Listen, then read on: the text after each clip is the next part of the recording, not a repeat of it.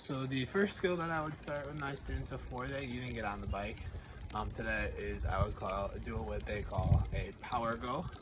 A power go is just a way to push off and make sure that you can reach maximum speed in the shortest amount of time as possible. So this is what a power go looks like. So you're gonna have one foot on the ground. You're gonna be waiting for that stoplight there. What you're gonna do is you're gonna bring this pedal up. So it's almost at the top and it's about to go down in the rotation. And then you're gonna take your leg that's off here, and what you're gonna do is just push off and push down on this leg really hard. That way you can get to maximum speed.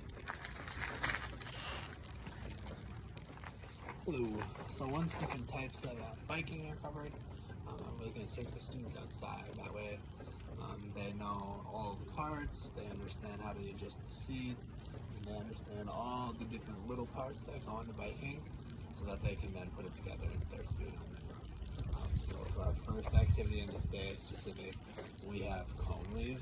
Now I don't have cone, however I have little pieces of wood, so those will act as the cones. And this is just as it applies. You're gonna have the students start on one end and weave through the cones. I would probably do this activity in the grass, or if any of my students are uncomfortable, that way if they tip over it won't be too damaging. So here's what it looks like.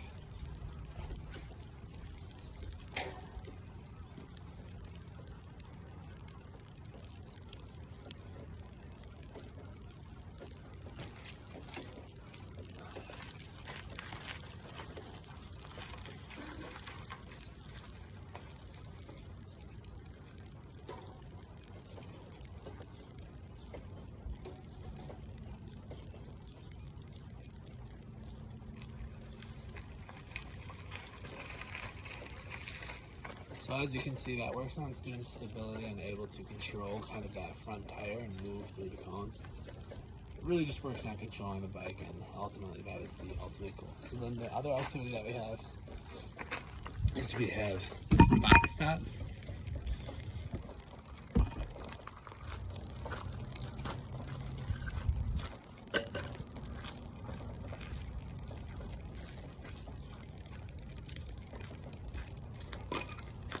Students are going to have a little rectangle that is formed in the dirt there. As you can see, those cones or those pieces of wood mark out the box. So I'm going to have the students start on the far side, and then what they'll do is they'll go ahead and bike down pretty fast and try to stop and then put a foot down inside the box.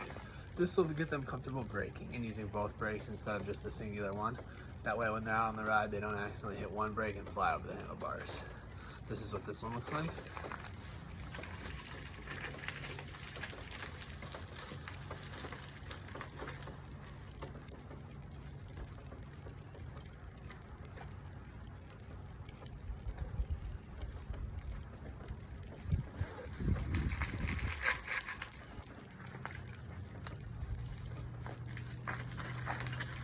You can have these boxes in different shapes. You can have them in different lengths, maybe shorter, bigger, make it more challenging or easier for students. That way you can adapt it.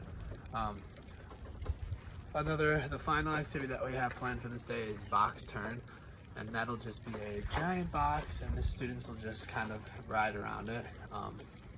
At any point in time, I, as the instructor, will call out a code word. I'll have a student establish that way they feel like they're slightly involved, and that student will pick the code word, and when I yell out that code word, they have to stop where they are, put a foot down, turn around their bike, and then go in the opposite direction. That again is working on their ability to maneuver the bike when it's stopped, so if they come to a stoplight or something like that in the future, they're not too uncomfortable.